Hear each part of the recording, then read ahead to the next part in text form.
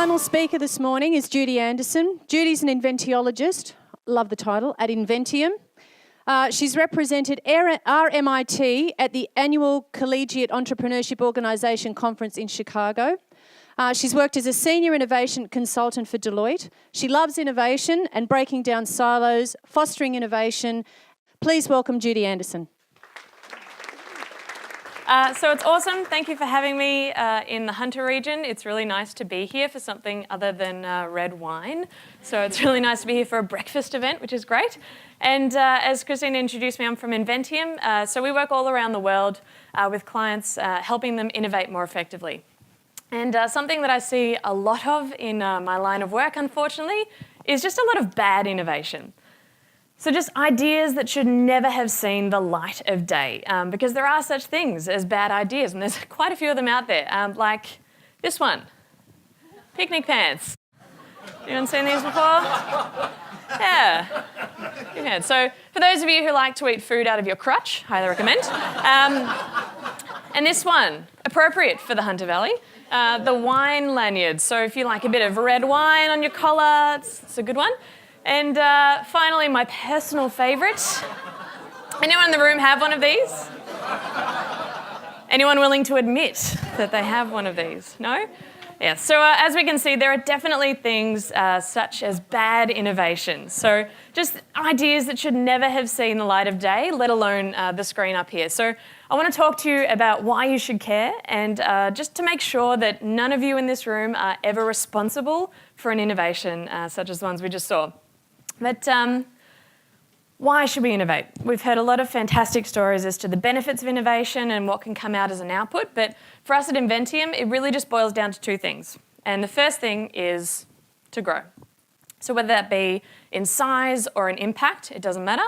And the second thing is not quite as inspiring, but to not die.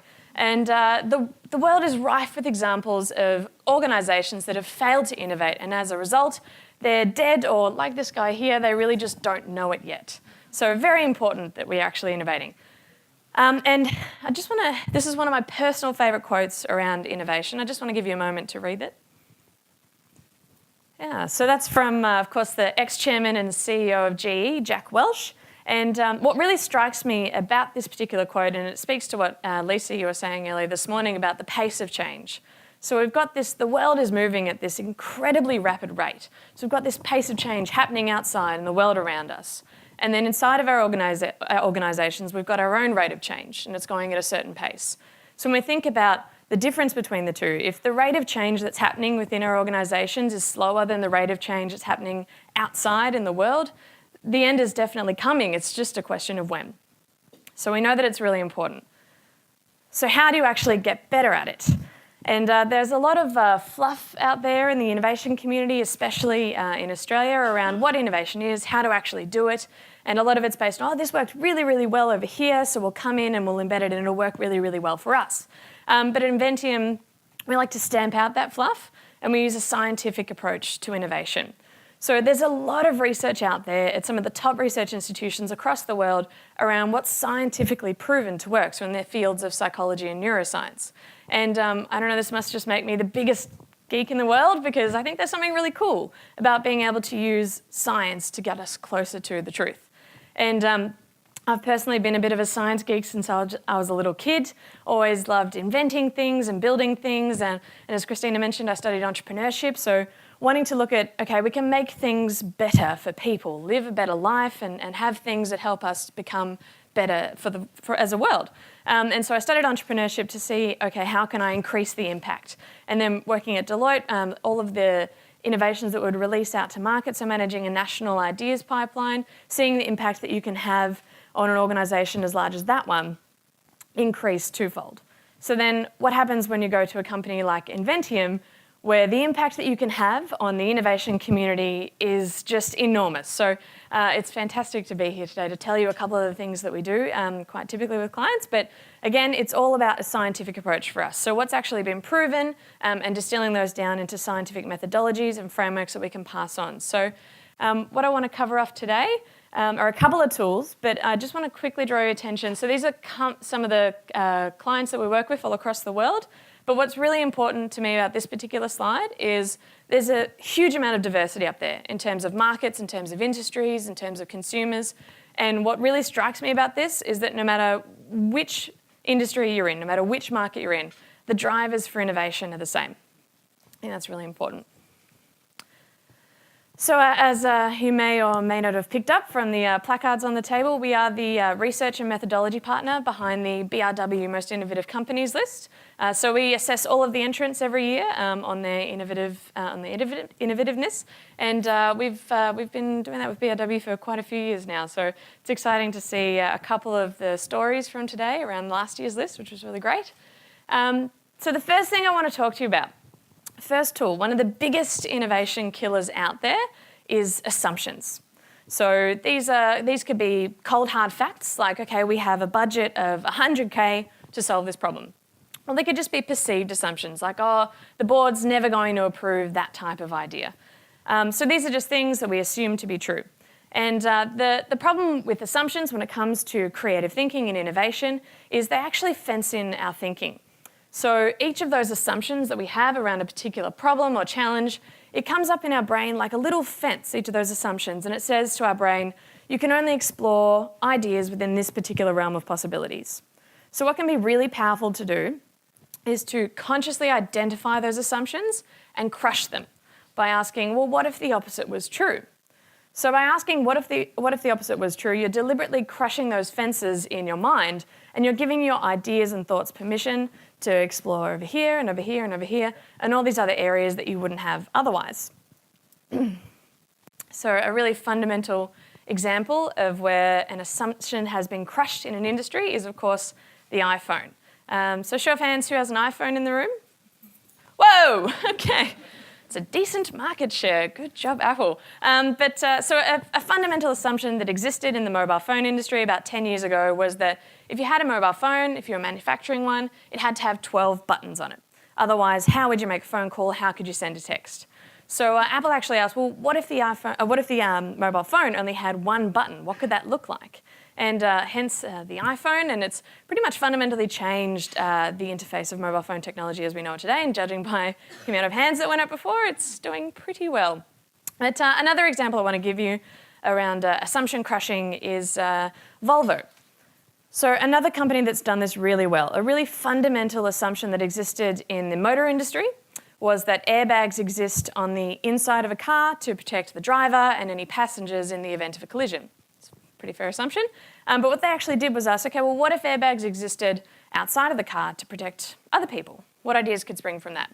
So what they actually ended up inventing is, it's actually amazing and life-saving, so very important. So what they've done is they've put an airbag on the outside of the car to protect a pedestrian in the event of a collision.